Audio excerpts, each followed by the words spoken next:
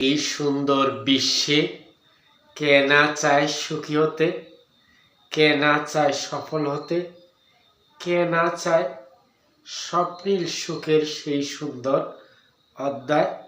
নিশ্চয় তুমিও চাও। তাহলে আজকের ছোট্ট বিষয়ে গুরুত্বপূর্ণ কথা তোমার জন্য শুরু থেকে শেষ পর্যন্ত অনুসরণ করলে জীবন বদলে যেতে পারে। ইন্সপায়ার উইথ রেহান থেকে আরও একবার স্বাগত। শুনবো আজকে সুন্দর একটি গল্প। আজ আমরা শুনব সেই মহা আত্মবিশ্বাসের গল্প। একদা লিজা নামের এক মেয়ে বিভিন্ন জব অ্যাপ্লাই ব্যর্থতার পর ব্যর্থতার গ্লানি নিয়ে সে সিদ্ধান্ত নিয়েছিল, আমি চাকরি করব না, চাকরি দেব। যেই কাজ, যেই সিদ্ধান্ত, সেই কাজে সে নিজে থেকে অতি উৎসাহী হয়ে একটি অনলাইন সেবা কেন্দ্র স্থাপন করে সেখানে লোকবল নিয়োগ করে বিভিন্ন অপশন দিয়ে বিভিন্ন লোক সেখানে নিয়োগ দিয়ে সেই অফিসের বস হিসাবে অনলাইন সেবা কেন্দ্রটি পরিচালনা করে। দেখা গেল কর্মচারী-কর্মকর্তাদের বেতন ভাতা সম্মানী দিয়ে প্রতি মাসে লক্ষ টাকা সেভ হয় বা সঞ্চয় হয়। তার স্বাভাবিক গতিতে ধীরে ধীরে ভিড় জমে যায়।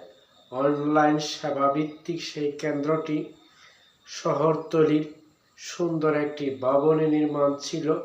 একটি মাত্র প্রধান কেন্দ্র, তার শাখা কেন্দ্র সেই শহর জুড়ে বিস্তৃতি লাভ করে।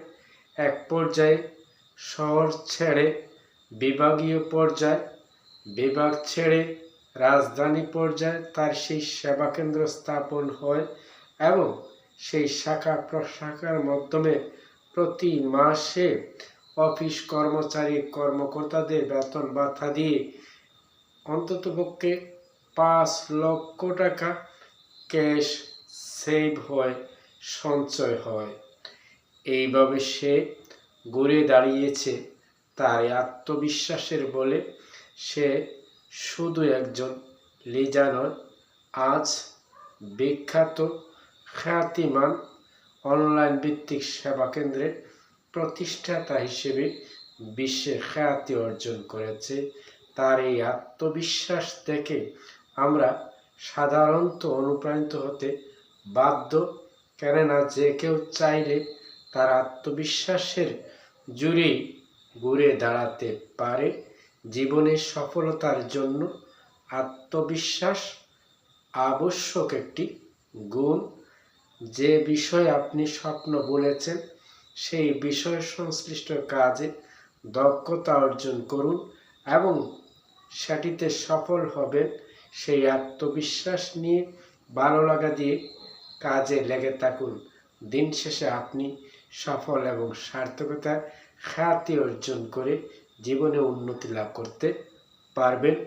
এই ছিল ছোট্ট বিষয়ে গুরুত্বপূর্ণ কথা। শুরু থেকে শেষ পর্যন্ত সাথে থেকে শুনছিলেন, এর জন্য অসংখ্য ধন্যবাদ।